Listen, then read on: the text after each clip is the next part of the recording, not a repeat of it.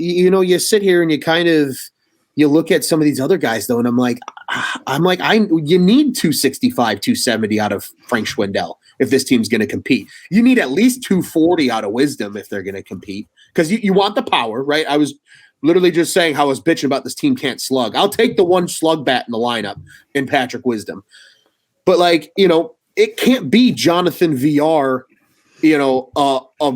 freshly called up Christopher Morel. Obviously, he got the day off today after the collision yesterday. Smart move. His health is more important.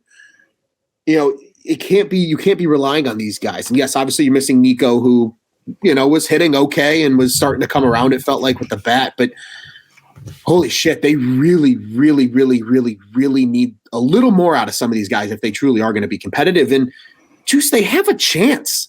I know it's, everybody's like, well, this team's not playing that great. I mean, they're 16-24, and they're technically only 6.5 games out of a wild card spot with how terrible their pitching was in April, with how inconsistent the bats were, especially in late April.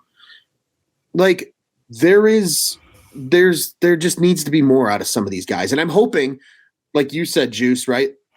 I'm hoping this weekend for guys like Schwindel and Wisdom is a building block that they can start to get back to their old form. Because really right now, I look up and down this lineup, the only guy I can say I feel confident and comfortable with right now that's going to consistently hit is Ian Happ. Yeah, you start to wonder, like, this isn't a small sample size of the season anymore. No. We're getting to the point where these are not, just short runs of bad luck, or there's data behind everything, that has gone on already this season. And I'm starting to believe that this is the Swindle Wisdom we're going to get. We're not getting Frank the Tank last year who hit 300. We're just not going to get that. That's okay. But somebody else needs to fill that shoe. That's the last year when they were fun at the end of the year a little bit. They need guys who, and that's the thing, if they're not going to slug, your lineup, you have to hit for average. You got to be on base. And I think in a lot of ways, like, they haven't really done that. They've been a group that has gone in waves. And you start to wonder, like, if you pulled out a lot of these games from the Pirates out of the equation, where is their offense at? There's a lot of inflated numbers because you housed them 15 or 14-1 and 21-0. And there's a lot of empty, statistics over the course of just 2 days. And you just start to look at this team and you're like, I understand that they're, 6.5 or 5.5, whatever you said, behind the wild card spot.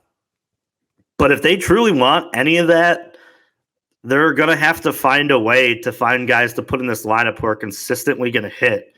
I think you hit the nail on the head that they're having a really hard time, getting production, I think, out of the same positions. And it's just nice that today that, like, they broke out of that a little bit, like you said, the back-to-back. But if you're not getting power and RBIs out of the corner guys around the diamond, think about it, that's where the power spots are. Third and first, right and left. Like, that's always how it's been. And if you're not getting production that's comparable to the league average, you're not going to be in the hunt for very long. So hopefully it ends up evening out. And, maybe I'm wrong on Wisdom and Frank, but I don't know, because this is a large sample size that we've seen so far.